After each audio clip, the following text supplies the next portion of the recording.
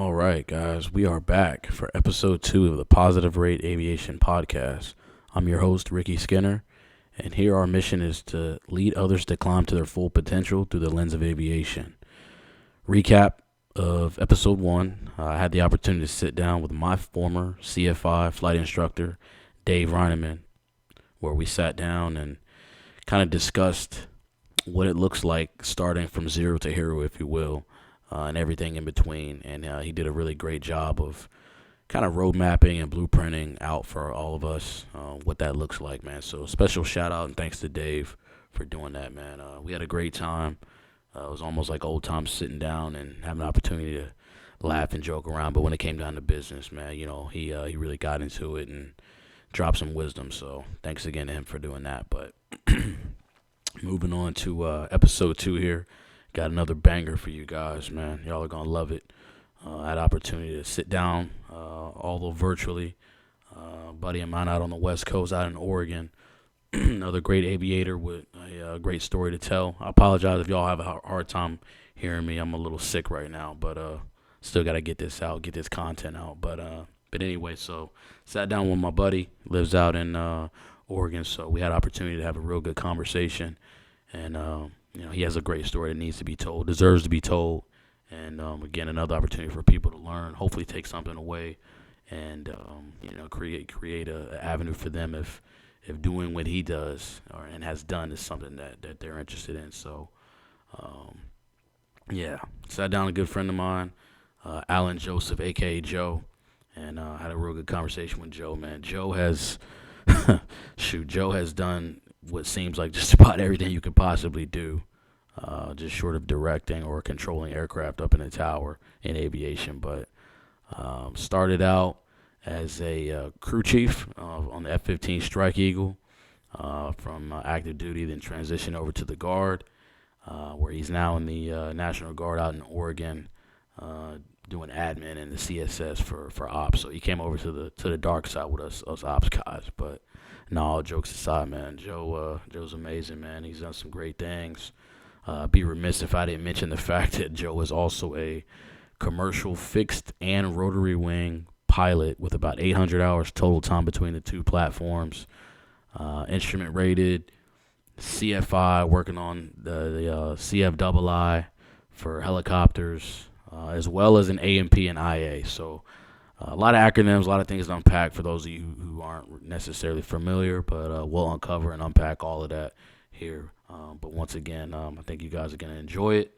Main thing is to hopefully learn and take something away from it. So yeah, without further ado, man, let's get into it. Thanks for listening.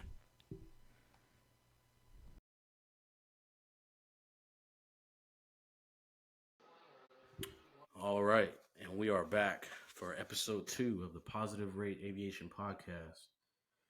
This evening, I'm joined by my guest, Alain Joseph, man. So appreciate you being here and agreeing to come on and do this for me, man. Thanks for having me, bro. Thanks for having me. Yeah, absolutely, man. This has been a long time in the making, man. I've been excited about this one.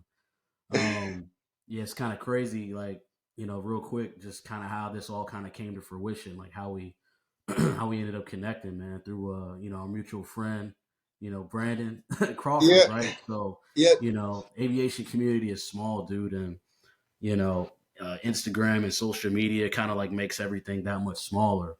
So I think we probably connected through Instagram and just been kind of talking like for probably the better part of like a year now, right? yeah. And I was out in Phoenix back in August, and I was at the August. Yeah, it was airport. August. Yeah, I was at the airport in Phoenix. I'm looking for my gate, trying to board a flight to Dallas, and Joe runs up on me. And Joe, for those of y'all that don't know Joe's a big dude, right? So I got this big dude running down on me like, yo. And I'm just like looking up like I'm not putting it together because we hadn't actually even like met in person up until this point.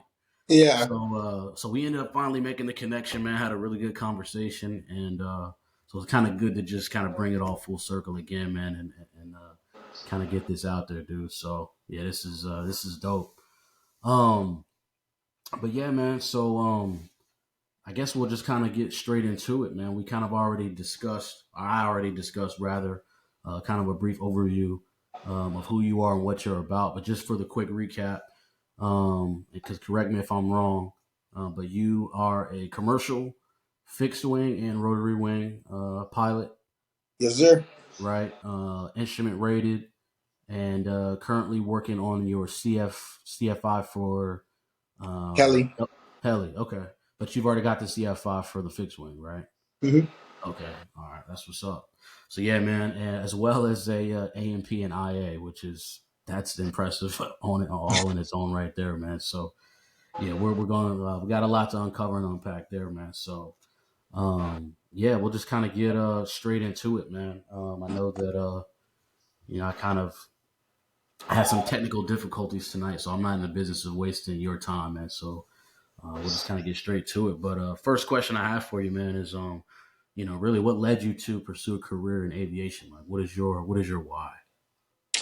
So growing up, because I was raised in South America, but growing up, no one in my family had anything to do with aviation besides my cousin. He was a ATC, and the only time I get to like interact with like aviation or aircraft or anything of that nature was when I visit every summer, which was like every other summer.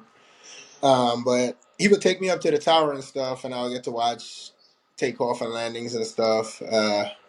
And it always been interesting to me, but I never could afford it or never had anyone in my family to tell me like, hey, you need to do this or this is the route you should take or just like to like pave the way for me. Like I had to basically figure it out on my own. So for me, the easiest way, or for me, I thought the easiest way was to join the military. So I joined the Air Force, and couldn't fly because I didn't have a bachelor's at the time. So didn't even have the option to fly. But I chose the next best thing, which was maintaining them. And I became a Yeah, 15 crew chief and fell in love with it, man. And it's never looked back ever since. yeah. Did you have a mechanical background prior to that, or was like, where it was A, was any form of maintenance foreign to you at that point in time? a little bit. I worked at a bike shop Okay.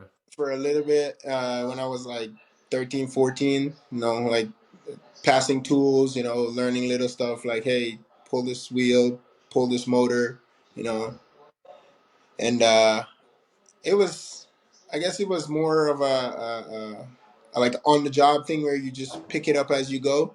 Yeah. So, I was always good with my hands, so I figured I'll probably be good being a mechanic, and uh, it worked out for me. Okay. So it wasn't necessarily like drinking from a fire hose whenever you went through tech school and all that. And the symbologies and like the different like language, I guess, was a little bit challenging, but besides that, it was just like any other machine. You Yeah. need fuel, and yeah, you need fuel, you need some type of spark to ignite it, and then parts move. Yeah. Yeah. Yeah. And I know that had to have like really just kind of relit that fire in you though. Being around the jets all the time and seeing these pilots, man, take off and come back in. Like, I'm on the other side of that, being in ops. And I know for me, it just, I was always like, man, I want to be them, like doing what they're doing. Yeah. Yeah, and that's the thing too. It's you see it every day, so you're like, it's right there. It's like at your grasp. Yeah, yeah, So yeah, it motivates you even more. And then yeah. you talk to some of them because I don't know if you remember Shady, but he was a wizzo back at Seymour. Uh, Was he in green or yellow? he was in yellow. He was in yellow. Nah, he's not ringing a bell off the top of my head. I Uh, know a lot of those guys that were yeah, yellow back in those days too, but but it was him and Aaron. Like those were. oh, air. Yeah, so Oh, those okay. were the only two black pilots like from the time I've joined, and from the time I've been at Seymour. Those are the only two black pilots I've seen. So I'm like, I He's want like, to do man, this, like not me. like so. Every question I had, I would just bounce it off them, especially Shady, and he was like, "We're deployed," and he was like, "Hey, you could do this, like." And that's what like gave me the I guess that little push because Mhm. he said I could do it. And I'm like, he's doing it, so you Right, know, right. yeah. Yeah. when did you actually like start your flight training? I started like 2018 when I left England. I got out active duty at the end of 2018, and that's when I started. Gotcha.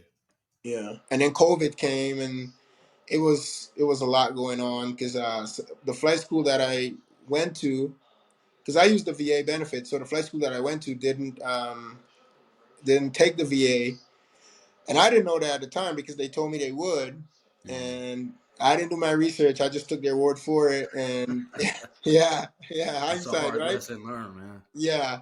So I did a whole semester with them before I found out, and I was like, "Are you serious?" So I ended up, going on Google and just searching, and couldn't find any. Turns out there are a lot of them, but I couldn't find any, Yeah. and I found one in Oregon, and that's where I was like, you know what? I'm packing everything up and moving to Oregon, Wow. and that was the only reason I moved to Oregon was Yeah. to was to join the guard here and do flight training. That's it, because I wanted to fly in the guard here, Mm. and so I that's the only motivations for moving across the country, and I made the move and never looked Yeah. back. It was it's Wow. kind So of is that crazy. so when you say Oregon Guard, was that primarily just because of the aircraft that's there that Yes, you okay. F they have F-15s here, and I worked on them majority of my time, so Right. I'm biased. I think Yeah. that's the greatest aircraft ever built. Yeah, It's yeah. like your first love. It's Hmm. kind of like that. So basically, that's what happened, and from that moment, I was like, that's what I want to fly. That's the only one I want to fly, and so I moved here for that reason. Mm. That's Klamath Falls, right? Klamath Falls. Okay. Yeah, There's nothing out here. yeah, I only heard. I'll be honest with you, bro. I only heard about that place before you. I only heard about that place one other time, and it was actually it was a sear guy that I worked with at my last duty station. So I was Mm. out in Missouri with the B2 guys out there, and one of our sear guys, real cool dude. He was from Klamath Falls, Oregon, and that's kind of how I first heard about that spot. So he was like, "Yeah, man, we got a pretty legit guard spot." Matter of fact, now that I think about it, he actually was talking about going back there, and I lost contact with him, but I think he did that. Mm. It's Yeah, it's a it, the base itself is great. It's great people here. Great community on the base and stuff. But as far as accessibility, like for other stuff, say like shopping or that kind of stuff, it's almost non-existent. you got to go to like Portland for all that, huh? Or Medford, which is like an hour away, Yeah. or Okay. Bend, which is like a 2 hour drive. So yeah. Got you. Um. So you did okay. So let me just backtrack because I know you packed up and you did the majority of your flight training at the flight school there in Oregon, right?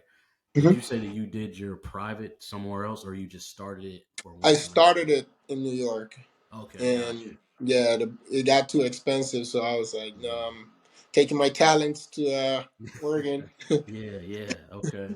You did the opposite of Dame, man. You couldn't wait to go Yeah, to That's what's up, man. So yeah, what was that experience like, man, there at flight school while you were kind of balancing the flight training with, still holding down your duties and responsibilities, in the guard. it was kind of neat because when I got there, I told my supervision exactly what my intentions were, what I expect, and my plans and goals. So they backed me 100%. They're like, hey, if this schedule isn't working for you, we could accommodate you this way or that way. If you need anything, let us know. And Yeah. because the flight school is on the same airport as the guard base, so Oh, that's what's up. yeah, so Okay. it's kind of close by, so I could be able to, say I get off at 3, I could be able to get there before 3:30 to get a 3:30 to 5:30 flight block, Mm, something like that. yeah. So it was pretty convenient for Yeah.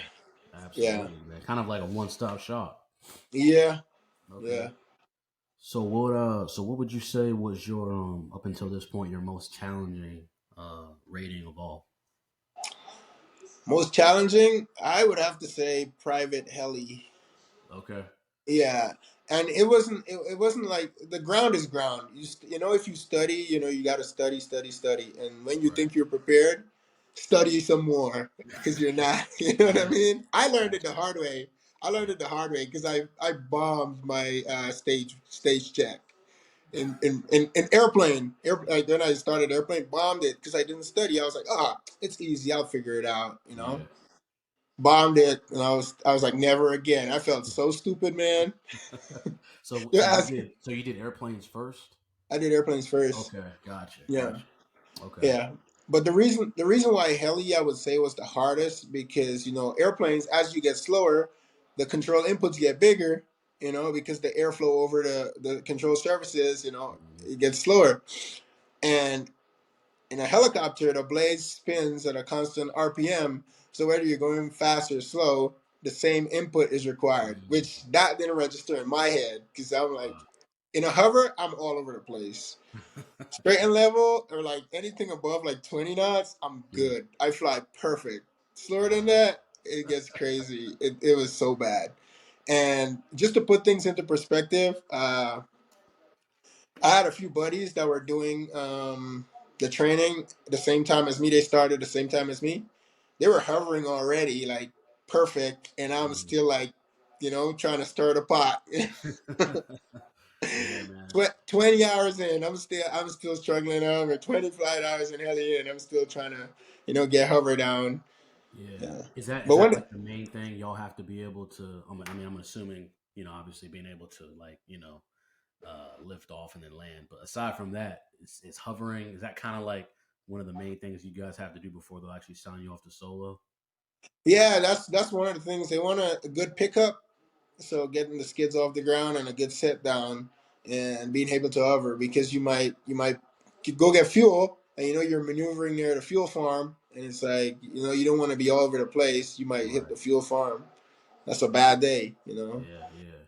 But they it's kind of like airplanes though. They make sure those things are good, but they make sure that your communication is good. You're safe. You're Hmm. thinking safety. Aeronautical decision making is on point. That kind of stuff, Hmm. and then they feel comfortable with you, and also you got to feel comfortable because they could feel comfortable with you, but you're only comfortable because someone's besides you. You know what Right. I mean? Because you know that if I mess up, he got it. You know Right. what I mean? So At least I hope so. yeah, so it's a different ball game when you Yeah. when you you realize that you're by yourself. Absolutely, man. Yeah, That's a day that all of us will never forget, man. yeah, You can feel as confident as you want, but like you said, as soon as you look over and you're like, "Oh man, he's really not here right now." Like it's really not yeah. me. Like it gets real, real quick. I remember all my senses were hyper, dude. Like I was Yeah. hearing noises that wasn't there. Like I'm like, is the engine sounding right? Like. Right. Now, did you no? So by the time you started your heli private training, had you gone kind of through the entire kind of gambit, if you will, with fixed wing, or did you kind of bounce back and Yeah, forth? I got my commercial airplane, Yep. and then I got my private uh, heli, and then I did CFI airplane. Got you, man. Yeah. What's that like? Kind of going back and forth. I mean, I'm sure it's got to be good in a way because you're able to kind of keep everything at least relatively fresh. But is that challenging in itself? Kind of going from one platform to another. At first it was, but what I tend to do or what I started doing was treat each aircraft I fly like that. Where is two 172s? I treat them different. I'm like because I never flown it before. I'm like this is a different 172 than the one I've flown. I'm not gonna expect it to fly like the one I've always flown. Granted, they're the same aircraft. But that's how I treat it. So every time I get in, I'm like, all right, this is a different aircraft, and I am reacting to what is happening and not because if you start anticipating stuff in helicopters, you get yourself in trouble sometimes Hmm. because you don't know what's gonna happen. Say you're coming into land and you got like a 15 knot headwind and you get below the tree line or something and it goes away and you react to it instead of anticipating it because if you anticipate it you might put yourself in a way worse situation. Hmm. So I just react to what's happening instead of like anticipating what's gonna happen. Right. But in terms of, and that's just in terms of like what the aircraft is gonna do. Like I'll keep it in my head, but I wouldn't anticipate it by like like introducing a movement or a input. I wouldn't. I'll be like, okay, like I'm coming below the tree line. I would expect it to do this, but in my mind, I'm bracing for it, but I'm not, correcting it without it happening yet, kind of Right. thing. So yeah. Right. So what would you say is your like kind of what was your main motivating factor for wanting to make that transition? Like do you plan on pursuing some sort of career path with Rotary as well, or just kind of like to kind of as a challenge to yourself or something fun to do? At first, it was a challenge, but so my when my airplane instructor started heli first, he went to Embry-Riddle in Arizona, Okay. and then he did fixed wing later. Hmm. So flying with him, he always comes. He's like, "Hey man, you should try heli. Like you should try heli." So at first, it was just like a challenge thing to me, but later on, I realized the potential in it, and like because airplanes are good for certain things, helicopters are good for certain things. Later down the road, I'm looking to do like EMS or something of that nature. Like flying for a purpose. Yeah, like flying airlines. It's a purpose. Getting people from A to B. Right. But I feel like possibly saving someone's life. That's that holds more weight to me. Yeah. Personally. So Yeah. yeah. Yeah. So that's Absolutely. my motivation for getting the heli rating. Hmm. Absolutely, man. That's definitely commendable. Um, so kind of going back, one thing I wanted to touch on when you in the beginning when you kind of mentioned how they didn't really tell you the deal with the whole VA benefits, and that kind of caused you to end up packing up and moving. Would you recommend the military as a means, if you will, to getting that flight training paid for? Because we do know how expensive it is.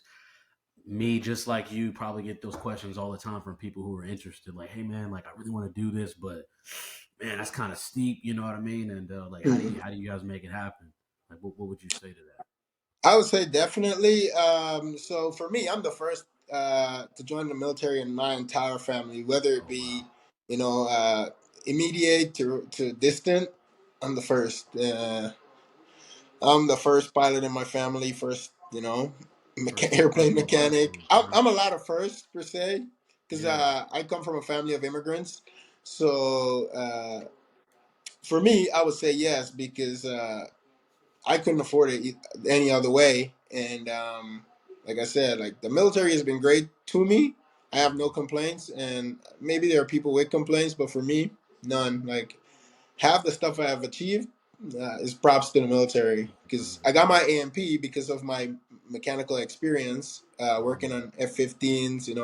Going to New Jersey, working on C-17s and KC-10s. So for me, it's worth it. You Yeah. know, Yeah. because I got a airplane fixed wing rating out of it and a heli rating out of it. Yeah. Yeah. Now And your A and P, is that was that like sort of like credit or kind of like was it taking into consideration your background as a military like mechanic, or did you have to kind of go through the school just like everyone else? no, the military background is where you get your credits from, or so they look at your what airframe you work on because some airframes you cannot get your AMP. You could probably only get the airframe part or the power Right. plant part, depending on what airframe you worked on in the military. Mm. Most fighters you get both because you do a little bit of everything. Um, But what they do is they'll credit you the 3 years that you need. If you work 3 years or more on a fighter jet, they will credit you that 3 years to make where you're eligible to take the AMP practical oral and practical. But I guess the hurdle that I had was the fact that I never worked on GA, Hmm. and the entire test was tailored to GA. So I went to a crash course and basically drinking from a fire hose for two Hmm. weeks. Yeah. I learned everything I possibly can to be able to ace the practical part. The oral part Hmm. wasn't so bad because I had a mechanic background and that Okay. stuff doesn't change. It's just what you Right. work on change. Yeah. Yeah. I think one thing that I found interesting, man. So I got another buddy of mine. We actually were airmen together back at Seymour, first duty station. He was AFE like me, and he got out and he's an AMP now out in Cali, Fresno, right?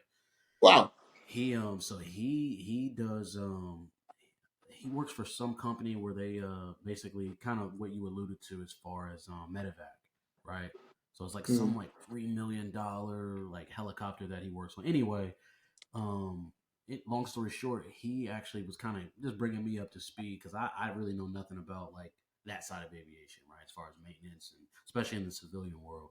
What I didn't know, the most interesting thing that I found out from him that I did not know, and it was kind of mind blowing to me, is that on the contrary to like in our world as pilots, where you know you get your pilot's license for a specific type of aircraft, airplane, single engine land, multi engine, and then rotary is completely different. What I didn't know is that as an A&P, like you're qualified to work on like Anything. yeah, that just when he said it, man, that just blew my mind for some reason. Yeah.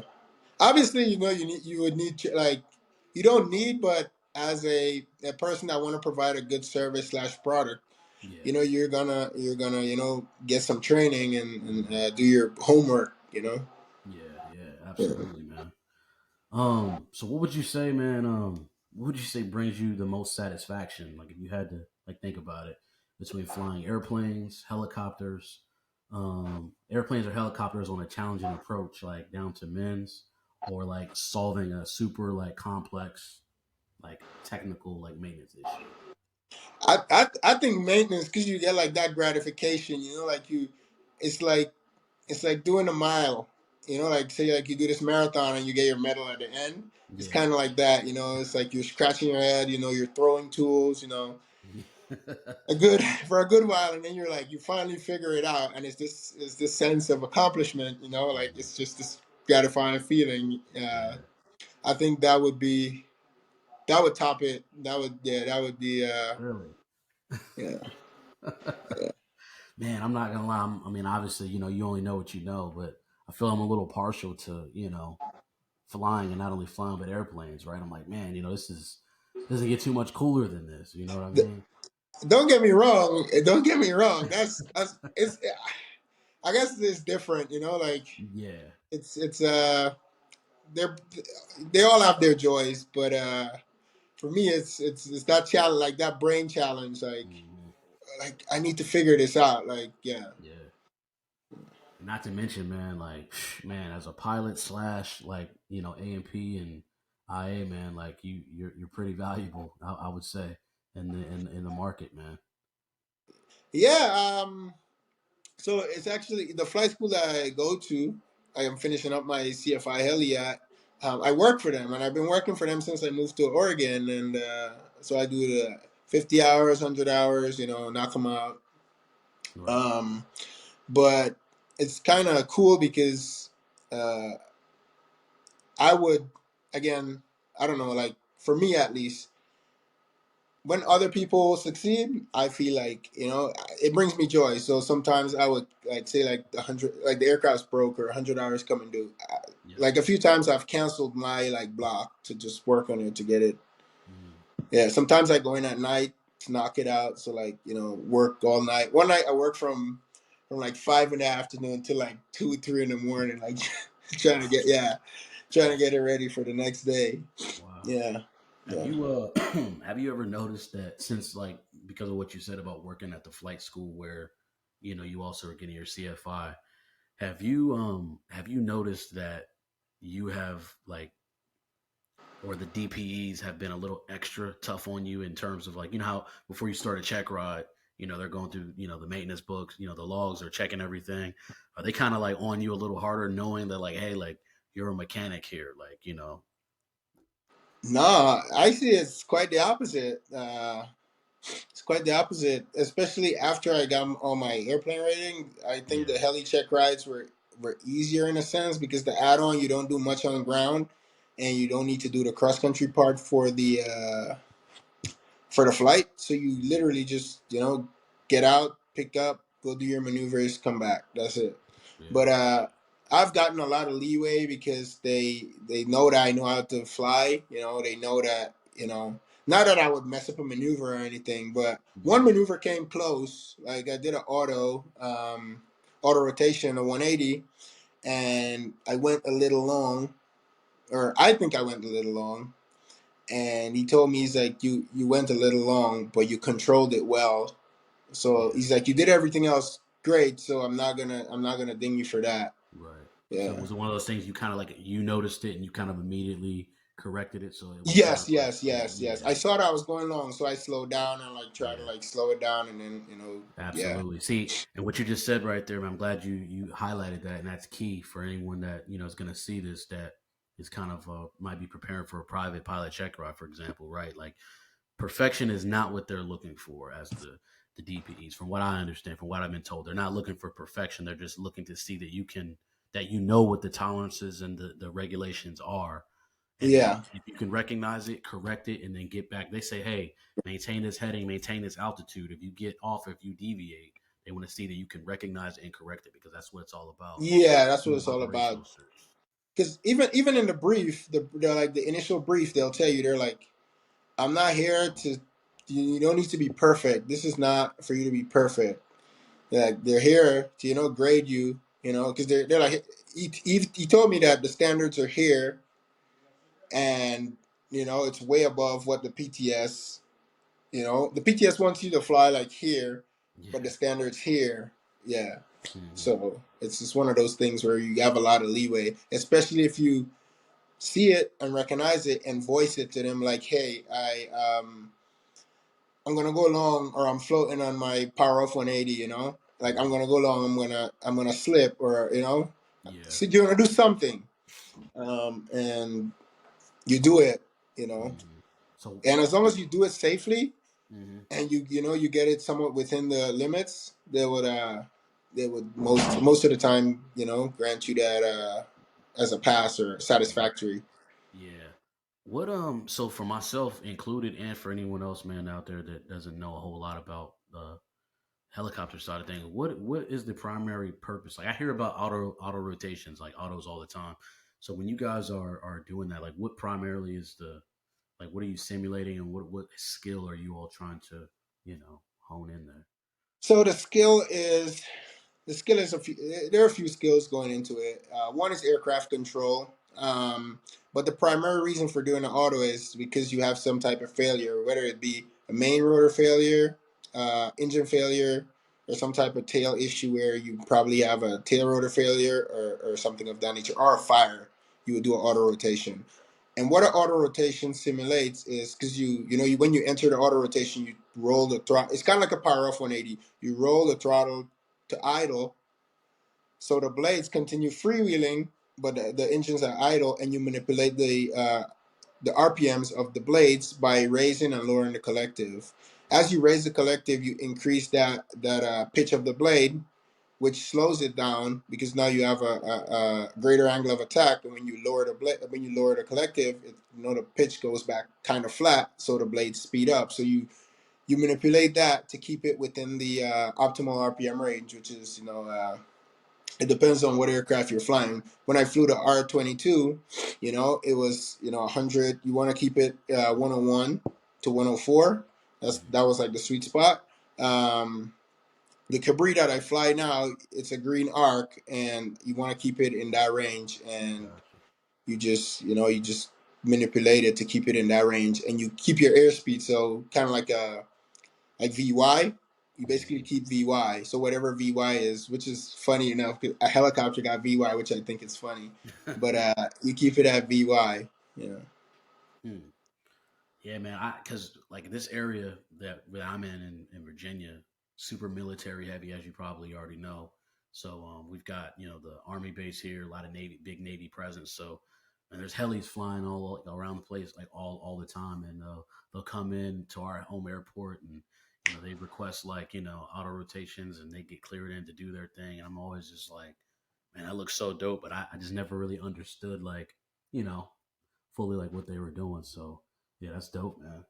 Yeah. Um, so obviously you follow the channel Positive Rate, man. So you kind of know that our thing here that we're trying to do is just kind of show everybody, or just kind of like you know create that path where people can just be their greatest self, right? Their greatest potential. Um, so you kind of embody that, right, with everything that you've kind of talked about today, with what you've accomplished, in your military career as a pilot, and then also as a aircraft mechanic, right? Military and civilian world. So my question is, like, what's your secret, man? Like, like, Secret. like, like, how the heck do you have time to like focus and have the discipline, like, to get all these certificates and ratings, man? It's funny because you're not the first person to ask me that. One of the guys I work with, he's like, what do you do on your off time? I'm like, a lot. I don't know, Like, when do but you when do you sleep, bro? I sleep. Trust me, I sleep a lot. I take a lot of naps too. But Man, no, it's one of those things where like for me, I never had someone to like show me like, hey, like this is what's possible. So I go out and I figure it out, and I'm like, hey, that's a challenge. I'm gonna go try to achieve that or whatever the case may be. But it's also to show other people like me, because again, like where I'm from, people don't they don't have access to aviation, or they don't have that dream, or they don't even think about it because it's not really a possibility, or in a million years they wouldn't dream or even think about it. So for me, it's like showing them like, hey, like I didn't have this, so my way. This is my way of like showing, like, hey, if you want to do this, you could do it, because I did it. yeah, Yeah. absolutely.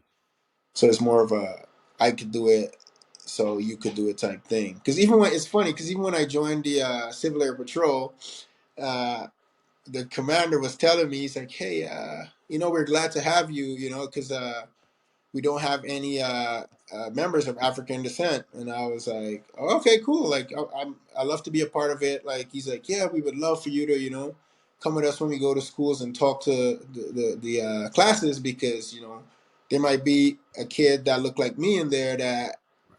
want to do it, but he's like, no one that looks like me is doing it. So maybe it's not for me, Yeah, they don't because, even know it's possible because they don't see me do it. yeah. Like, So the commander told me, he's like, I'm happy to have you. He's like, because that's what we're all about. He's like, we want, everyone to be a part of this. And he's like, you will be, it will be great to have you. And I was like, yeah, no doubt. So I did it for a few months. And then I'm still a Civil Air Patrol, like a senior member, but I've been lacking or slacking on the meetings. but yeah, yeah. Wait till they see this, man. You definitely slacking on the meetings. You gotta get back in there, man. so that's the reason I'm doing it. Obviously, I enjoy doing it, but also Right. that's one of my reasons. Yeah, yeah, definitely, man. That's what's up. Um, so what's next? So what's next on the horizon for you, man? Next, so when I finish my heli CFI, I am gonna. Well, I'm currently waiting for a start date for training, um, and when that happens, I'll probably head off to that. But after my heli CFI, moving forward, I plan on possibly instructing in heli, because heli time is what I need if I want to do EMS later on. Yeah, I could instruct in airplanes, but that's not going to give me the heli time that I would need later on. So, for me, heli is the more important. Heli CFI is the more important rating to get. Hmm. Considering my goals in the future. Right, right. Yeah. So what about what about as far as the military side? So my military side, the way that's looking. After training, this is what I was told. I don't know if it's gonna happen that way, but because things change in the military.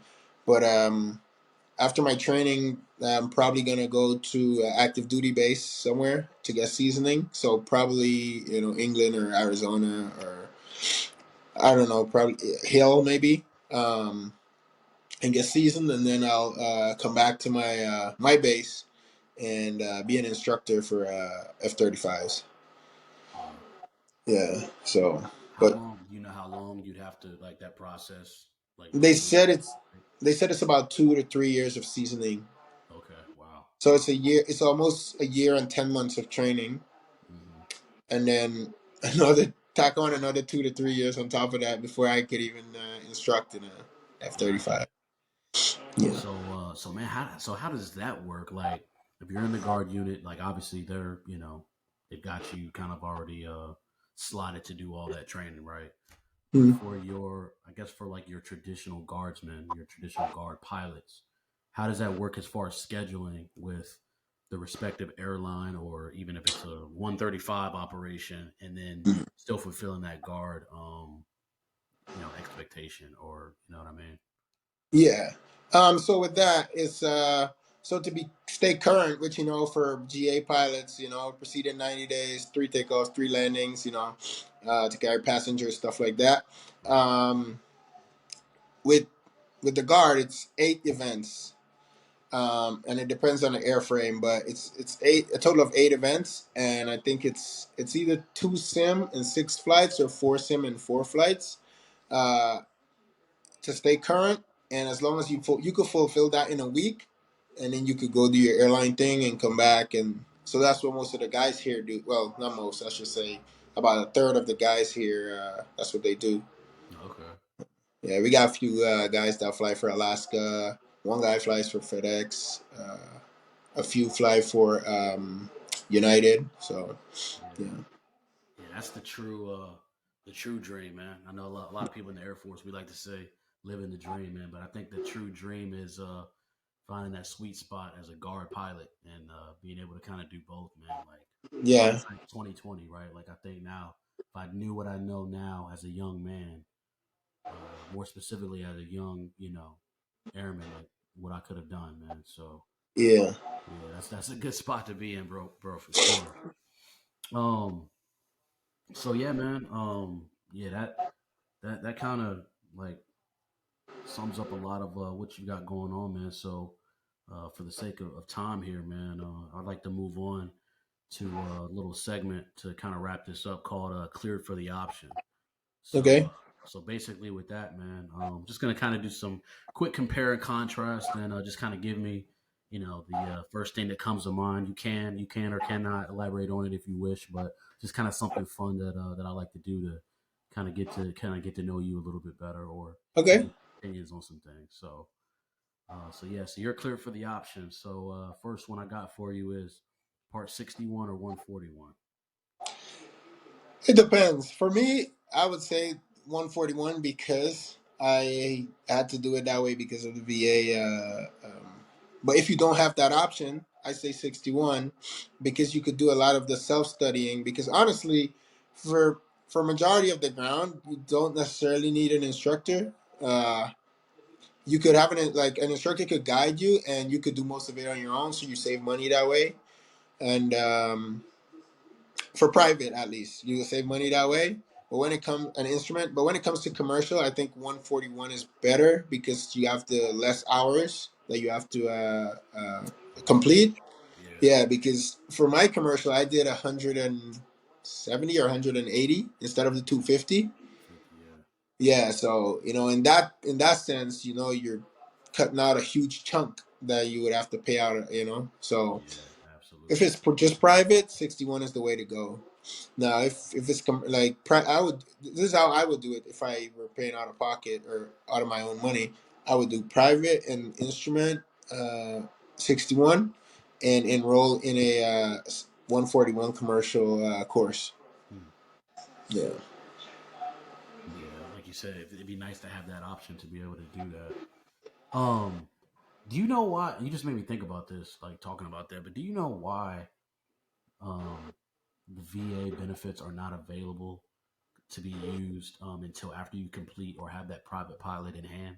I get that question That a lot, and honestly, I'm like, I really don't know. that's not necessarily true. That's what Um, I've always been told. Like even no, they no, they, no, they no, preach they preach that here at our school.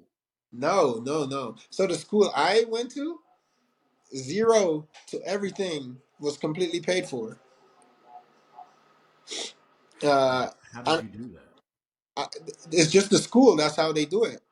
Hmm. There's a school. So in Oregon, there are two schools that do it that have that option. There's one in Bend called Central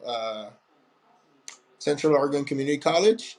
I did Okay. private heli and instrument heli there. Actually, I did private instrument and commercial heli there Okay. because I wanted the Robinson 22 and 44 time to get the SFAR sign offs.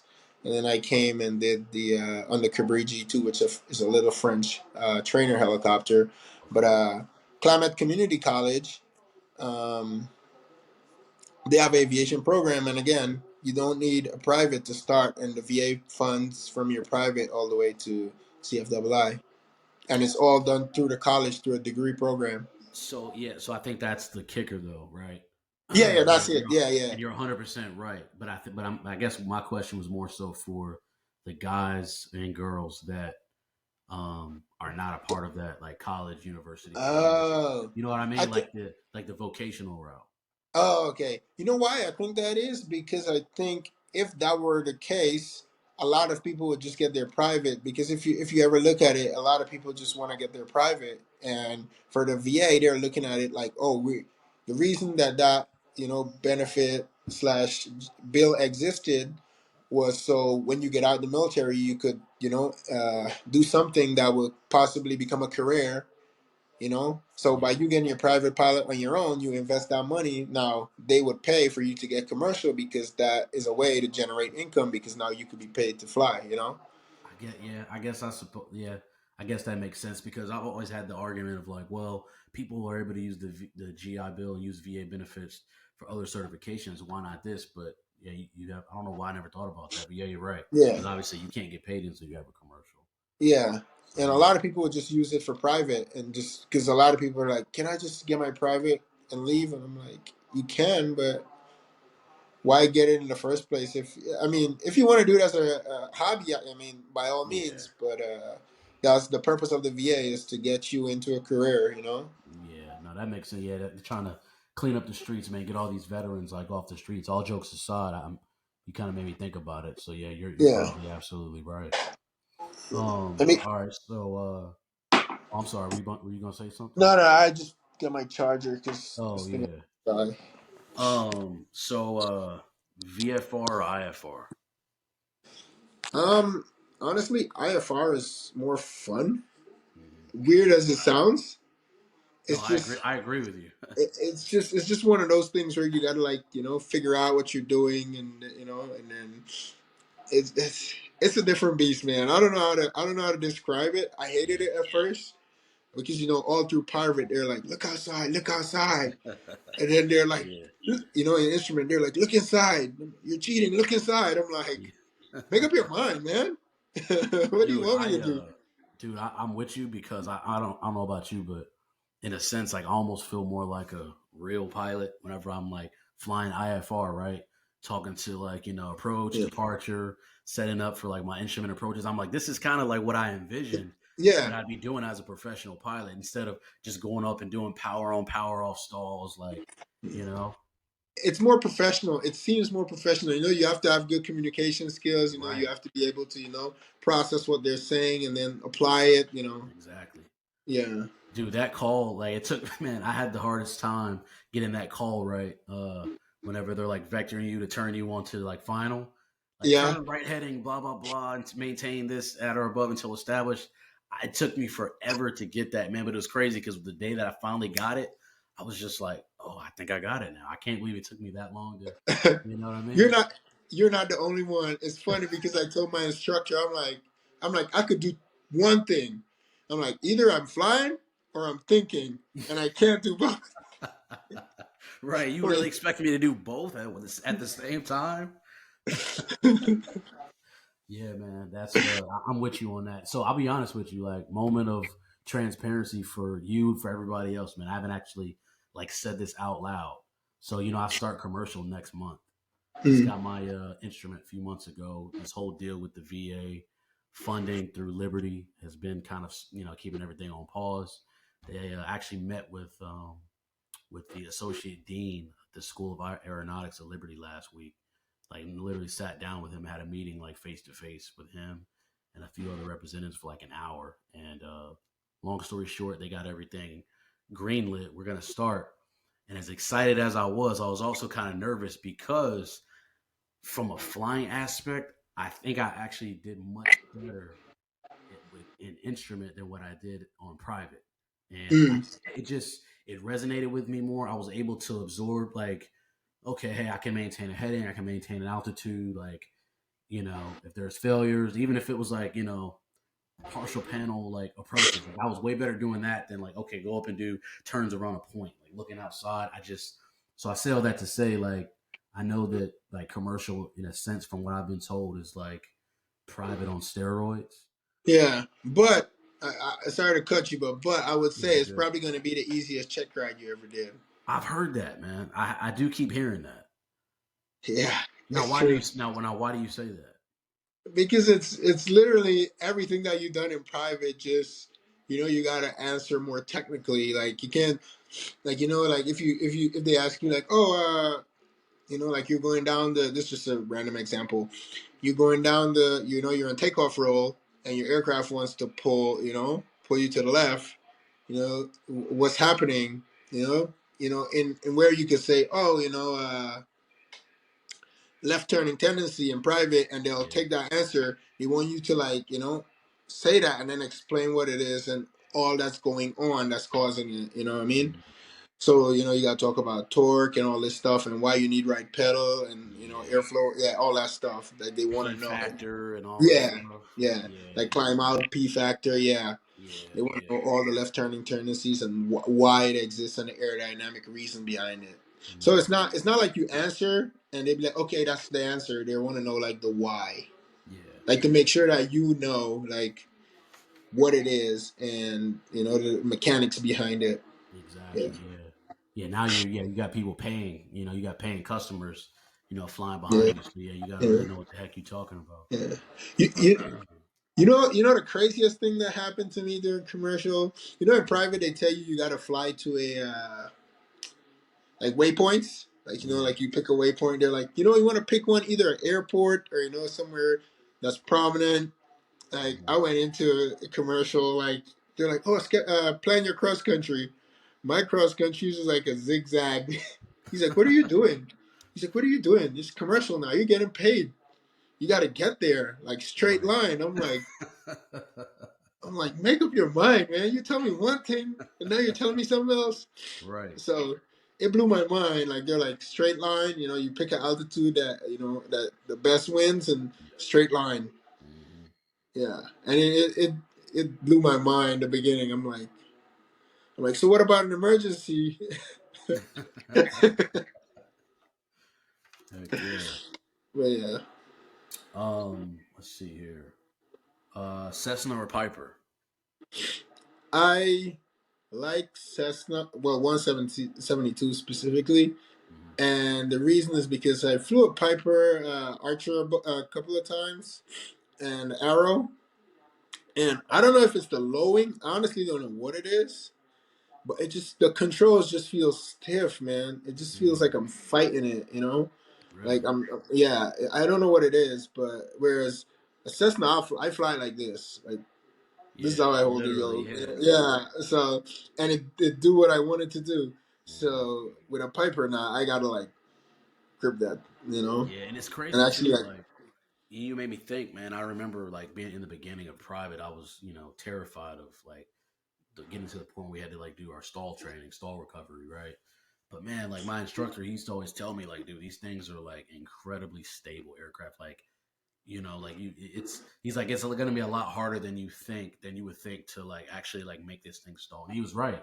You know what I mean? Like, I think the Cessna, to your point, is just the 172 is an incredibly like stable aircraft. You know what I mean? yeah, I've never flown. Well, the first flight I ever took, actually, I tell people this. My first time ever in a GA aircraft was actually a Piper Archer. I was in the right seat. I wasn't, actually flying, but like my buddy, he let me take the controls for a second, so I don't really like remember exactly, but um, just from my experience flying the 172, definitely can agree with you on that, man. It's crazy how like you can just literally, I'm just flying it with two fingers at this point.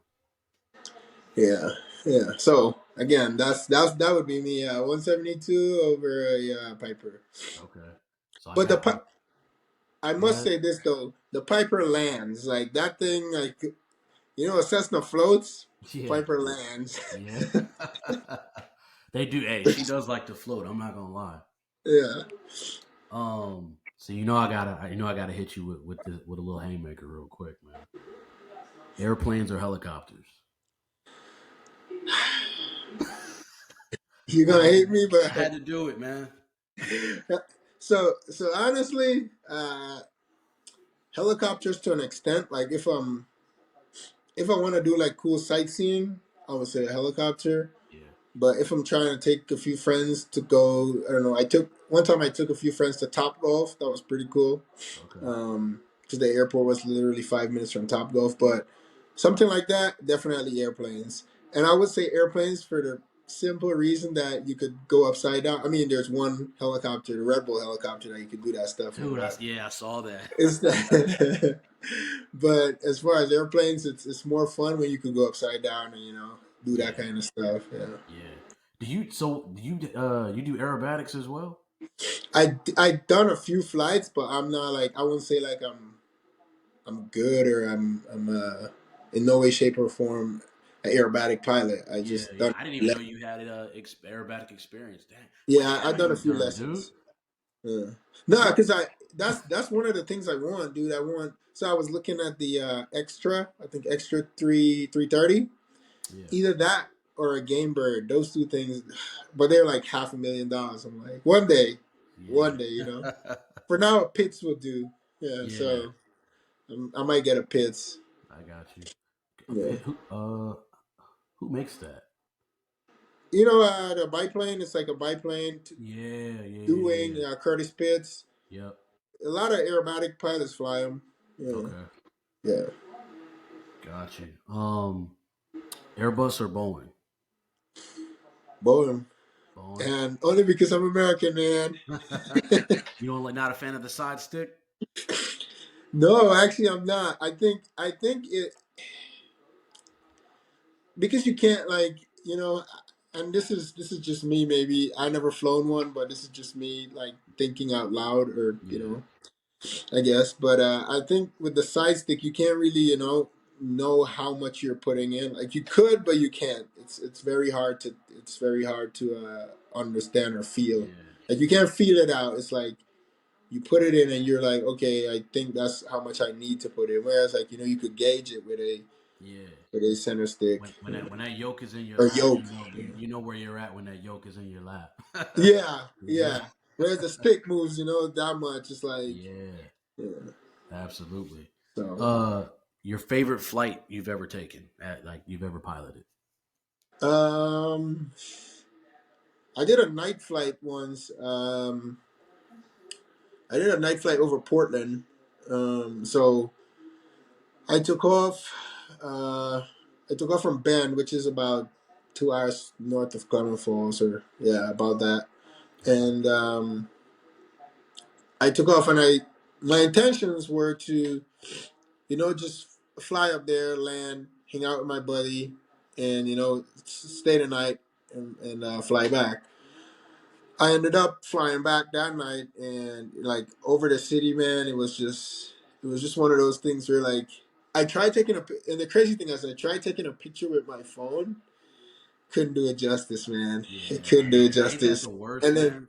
yeah, Yeah. and then it dawned on me. I was like, wow, and then it sunk in. I'm like, you're really doing this. Like you dreamt about this. This has been like your goal forever. Like, you know Mhm. young you are probably younger you is probably so proud right now, Yeah, and that's basically what I was thinking the entire flight back, like because I requested because you could do like the fly by the river. I requested that, and yeah, this is at PDX, Portland Airport.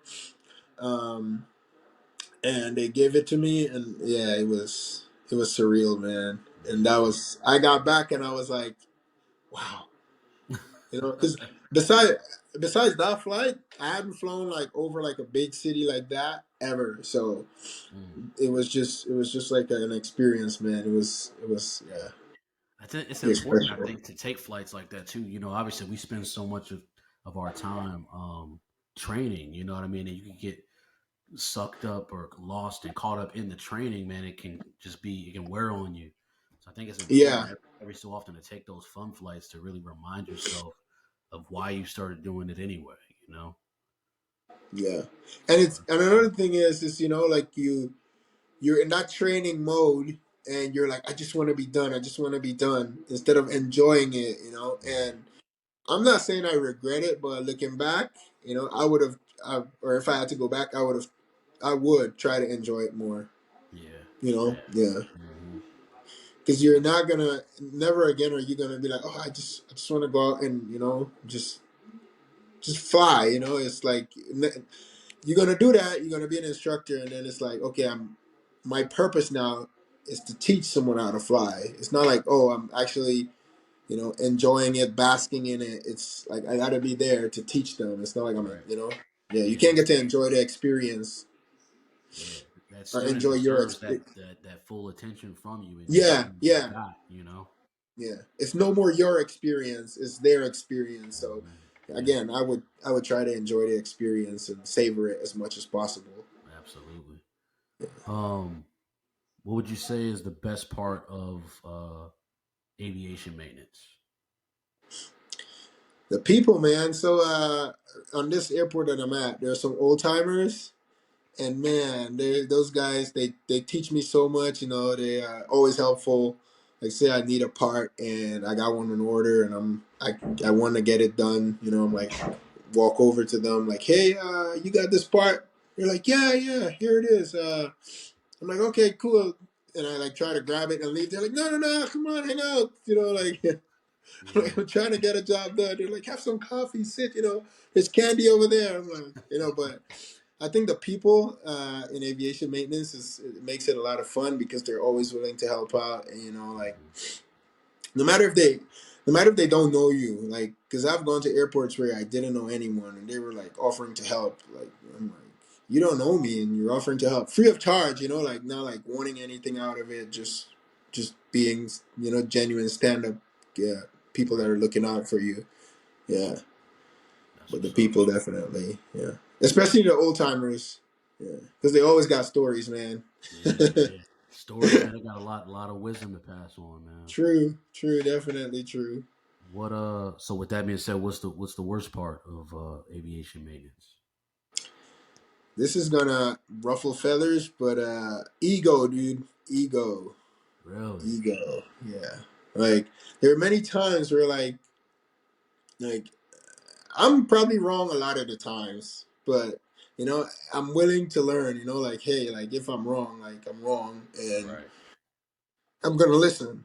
But sometimes I mean, I used to probably be that way. I don't know, but your ego gets the best of you, and you're like, you don't want to listen. You're like, oh, I'm right and they're wrong, and even if you know you're wrong, it's like you don't want to admit it because you feel like that's like a bad thing to admit that you're wrong, and I Yeah. think it's very prevalent with pilots Mm. because I remember one conversation I had with a flight instructor, and we were talking about this was when I was going through heli training, and I was doing instrument, I was doing holds, and he was like, "Hey, stay on the protected side," and I'm like, "Actually, both sides are protected." I'm like, "There's a holding side and there's a non-holding side," and he's like, "No, it's not protected." And I'm like, so I pulled out the terps and I'm showing him. I'm like, "Hey." The holding side is way bigger, but there is a part that's that you're allowed because I'm like, if that was the case, you would have to intercept this course perfect if there was, not a protected side, quote Right. unquote.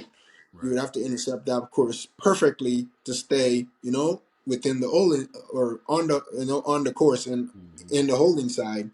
And he was like, just didn't want to listen. So I showed him the terps, and he was like, "Well, I'm gonna go ask another instructor." I'm like, you guys went to the same school, and if you guys were taught by the same instructor, you're gonna agree with each other because you're gonna know, what I mean.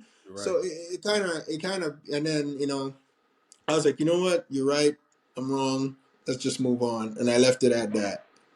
But it was plain as day in the terms. Like there is no such thing as a protected or non-protected side. It's a holding Yeah. side and a non-holding side, and Non-holding there side. is, Yeah. yeah, yeah, but I dig through the terms because I'm like, hey, this is what it is. Because everyone kept saying, oh, the holding side. I'm like, yeah, in theory, yeah, there's a quote unquote protected side per se that they expect you to be on, Right. but you have room to go on the other side because they know that you're not perfect, and Hmm. but yeah, A lot of instructors don't even teach you that per se, like Uh, the protected versus the non-protected side, um, or the protecting non-protected versus the holding side and the non-holding side. Like yeah, I've heard like DPEs like kind of differentiate between those two, but more often than yeah, not, most instructors even will just say protected side, non-protected side. yeah, So it's interesting to kind of hear your take yeah, on that. yeah. But yeah, so ego. That's I would say ego. I mean, Mhm. I probably like I'm no stranger to it, so I probably used to be that way, and I maybe check myself. I don't know, but you know, I'm not gonna admit that or deny that because honestly, I don't know. I probably was that way, Yeah, yeah. But yeah, but it takes like one, I guess, like one incident to like humble you per se, Mhm. and then you're like, yeah, I don't know what I don't know as much as I thought I did. Exactly. Yeah, yeah, You just have to hope that that moment to humble you isn't gonna, is it truly gonna cost you? yeah, yeah. It's not gonna. Yeah, Yep. So yeah, man. Last but not least, dude. What would you say is the biggest piece of advice that you have for anyone that's watching or listening to this right now that's interested in pursuing a journey in aviation, whether that be as a pilot or as a mechanic? What would be uh, the biggest piece of advice you give them? yeah. I'm gonna say the cliche part first. Pursue your dreams. Nothing is impossible. I'm a firm believer in let them tell you no, whatever it is. Let them tell you no. Don't ever short sell yourself, like because you're gonna have regrets. So if you do everything that you possibly can to make whatever you want happen, and it doesn't happen, at least you can move on in life and being like, I give it 110 versus giving it 60 and being like, oh, it didn't work out. As far as whether it be aviation maintenance or becoming a pilot, I would say do your homework, especially when in terms of school, because some schools are just there to hang you out to dry. In terms of, I call it a pilot mill, where they just like crank them out, like let's crank them out as fast as we can, just to like it's basically a money grab for lack of better words. So I'd say do your due diligence, and look up what they're about. Show up at the airport, ask, like, you see a student going in, be like, hey, do you fly here? you know what do you do? You're like, oh, I'm an instructor. Okay, cool. How you like it? Oh, I love it. Cool. Talk to a few students. Like, hey, how you like it? Because the students are going to tell you what it is. The instructors are there to build hours, and get a Right. paycheck for the most part. So even if they're disgruntled, they're not going to, most likely, they're not going to say that. Or if they're working for the company, they're not going to badmouth the company because that's their employer.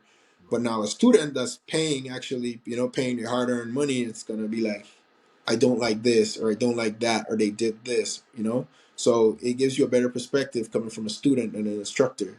Yeah. So I would say, if you want to start, go by an airport, ask the other students what they think. And then in terms of selecting a flight instructor, I would always say ask them their pass rate, because that's the big thing. I think part of it, a student's pass rate or a instructor's pass rate is the direct representative of the product service that he provides. Like, yeah, you're gonna get one and two that are just not getting it and just are bad eggs, for lack of a better word. But for the most part, if you're a solid instructor, you're gonna have a good pass rate or good results. Right. Absolutely. Yeah. Yeah, man. Yeah, that's what's up, dude. Well, yeah, man. That's all I got for you, man. This is you passed. Congratulations. but That's funny. That's after a check ride. That's the only thing you want to hear. yeah, exactly. Congratulations, you are now a commercial pilot. Yeah, man. Oh man. Nah, this But is yeah, what's man. up, Thanks for dude. having me, man. It's been Absolutely, fun. man. I was real excited to have you on and to do Yeah. this, man. You got an awesome story, and Yeah. I feel like truthfully, I can't truly do it the justice it deserves. But I tried my hardest, man. But I think the big thing is people are gonna be able to take something away, man. This is gonna be, if anything else, a learning experience and hopefully a little bit entertaining too, man. So Yeah. definitely appreciate your time, bro, for sure. Yeah, thanks for having me, man. Maybe next time we'll do one in person, You Yeah, no, know. that'd be good, man. And I know we've been talking, man. We gotta fly together too, bro. Yeah, I was just about Whether to I bring come that out up. there or you come out here, man, like we definitely gotta we Yeah. gotta link up, man. I'm gonna come out here. I have family in Virginia. Ask me where, I don't exactly know, but I have family in Virginia, and I'm Okay, definitely coming out there.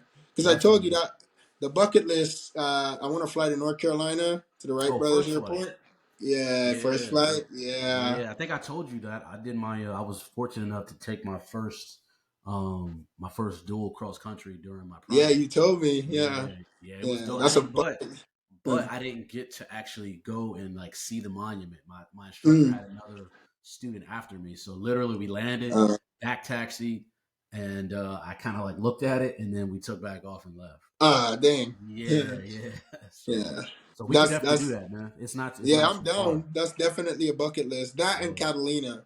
Those two yeah. are my Those two are my bucket list. Catalina Island out on the coast there, California coast. Heck yeah. Yeah, that's another bucket list airport I want to land at. I'll definitely come out to the West Coast for that. For Yeah. sure, man. Well, yeah, man. All right. Well, hey, man. Thanks again. We'll kind of do our own little debrief, but we'll kind of go here off of off tape, kind of do a debrief. But yeah, man. Thanks again, and looking forward to this coming out. Okay, thanks. All right, bro. Have a good one. Yep.